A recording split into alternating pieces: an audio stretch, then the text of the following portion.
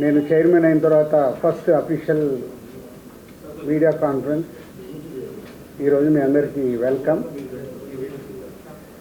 Gaddar Telangana film award GTFA. మీ అందరికి తెలిసిందే ఈ అవార్డ్స్ ఇవ్వాలని ప్రభుత్వం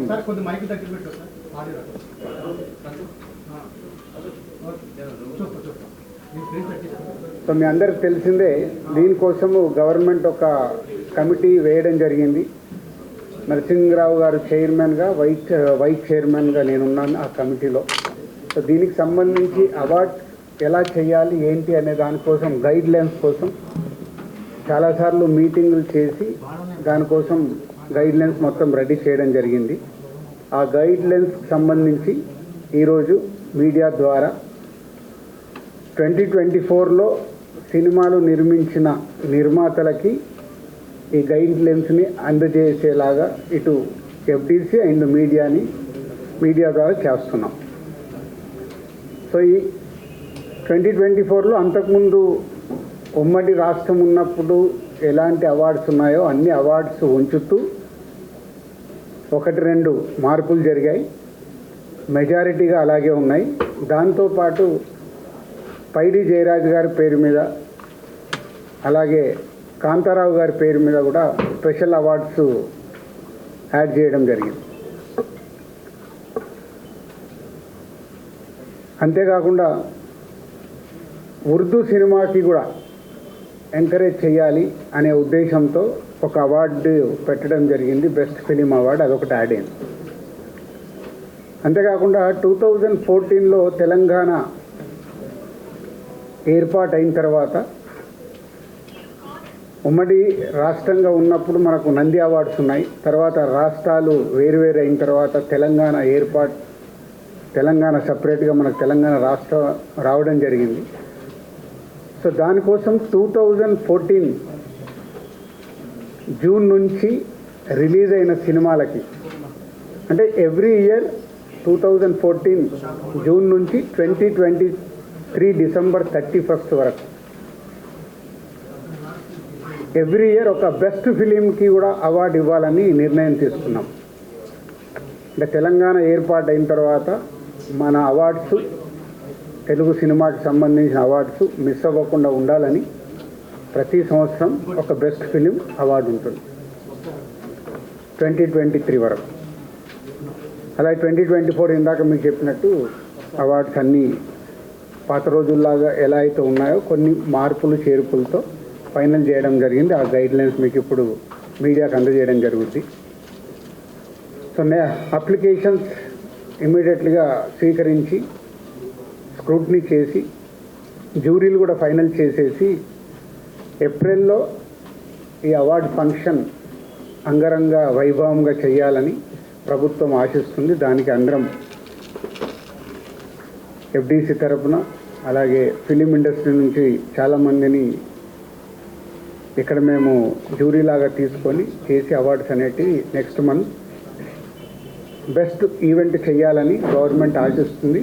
దానికి మేము కంప్లీట్ చేయాలని ఈ రోజు నుంచి కంకణం కట్టుకున్నాం. ఇది మెయిన్ ఎజెండా.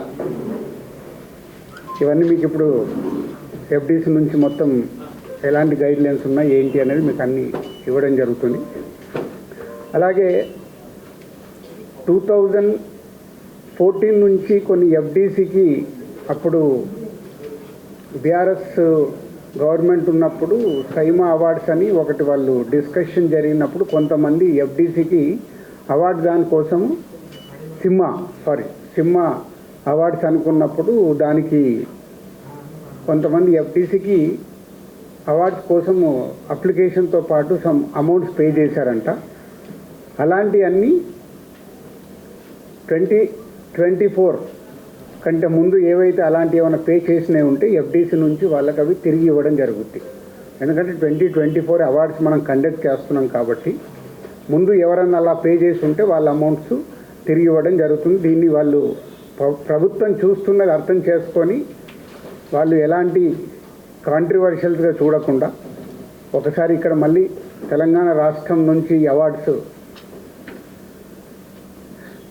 వస్తున్నాయి కాబట్టి అందరు పాజిటివ్గా ఉండి ఈ ఈవెంట్ని విజయం చేస్తే ప్రతి సంవత్సరం మనం ఓ సినిమా పండుగ హైదరాబాద్లో అద్భుతంగా జరుగుతుంది. That's it. Thank you.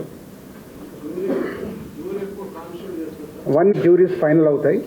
So 1 వీక్లో అప్లికేషన్స్ కూడా స్వీకరించడం జరుగుతుంది. ఇవి 2 అయిపోగానే జ్యూరీ వాళ్ళ కార్యక్రమం మొదలు పెట్టేస్తారు. చేసి ఏప్రిల్లో ఈవెంట్ ఉంటుంది.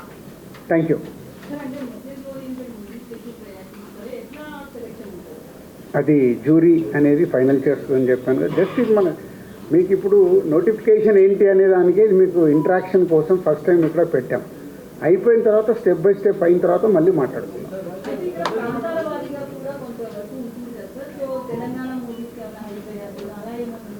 మీరు అదే అంటున్నాం, మొదటి స్టెప్లోనే రకరకాల ఆలోచనలు ఎందుకు, ఒకసారి ఇది ఫస్ట్ టైం చేస్తున్నప్పుడు దాన్ని సక్సెస్ఫుల్ అయిందనుకో ఎవ్రీ ఇయర్ మనం ఇంకా దాన్ని అద్భుతంగా ఎలా చేయాలని ప్రయత్నం చేయాలి.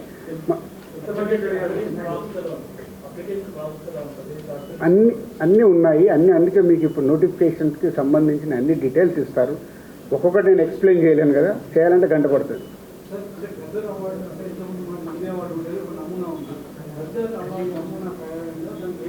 అన్నీ రెడీ అవుతున్నాయి మీకు. అందుకే కదా నెక్స్ట్ మంత్ ఈవెంట్లో మీరు చూస్తారు కదా. ఇప్పుడే తినబోయే ముందు మీరు అద్భుతంగా ఉంటాయి, అన్నీ వస్తున్నాయి. ఏప్రిల్ మంత్లో ఈవెంట్ జరిగేటప్పుడు మీరు చూస్తారు.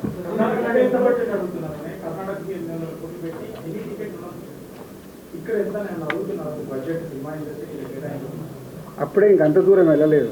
సీఎం గారికి ఒకటే విజన్. లాస్ట్ టైం నేను చెప్పాను కదా, హైదరాబాద్ని ఇంటర్నేషనల్ హబ్ చేయాలంటే ఏం చేస్తావు, దిల్ రాజు గారు నాకు ఒక ప్రపోజల్ ఇవ్వని అన్నాడు.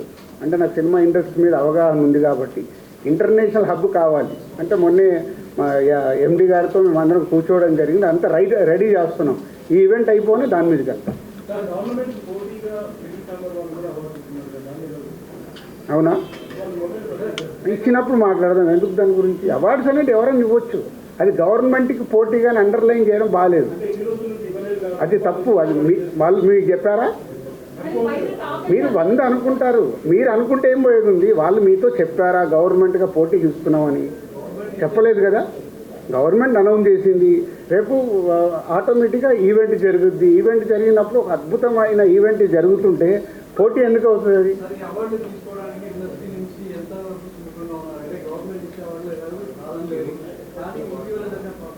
అవన్నీ వేస్ట్ అబ్బా, వేస్ట్. అందరూ అనుకూలంగానే ఉంటారు. మీరు లేనిపోయిన కాంట్రవర్షియల్. మీకు ఏమైనా స్పైసీ కావాలా ఏంటి? ఎందుకు రారు? గవర్నమెంట్ అనేది అవార్డ్స్ ఇస్తున్నప్పుడు ఎవరైనా వస్తారు, స్వీకరిస్తారు. హిస్టరీ అది. గవర్నమెంట్ ఇచ్చే అవార్డు అనేది స్పెషల్ అవార్డు. అది ప్రచారం మీ దగ్గర జరిగిందేమో, మీకు కావాలి కదా. అది మనం ఏ పని చేసినా 51% పాజిటివ్ ఉంటే చాలు. 49% నెగిటివ్ మాట్లాడే వాళ్ళు ఎలాగో ఉంటారు. 51 ఉన్నారా లేదా మీకు కావాల్సిన కౌంటింగ్ పెట్టుకోండి. గవర్నమెంట్ అవార్డు ఇస్తుంది ఏంటి మీరు రిప్లై అని. 51 వస్తే మనం సక్సెస్. Thank you.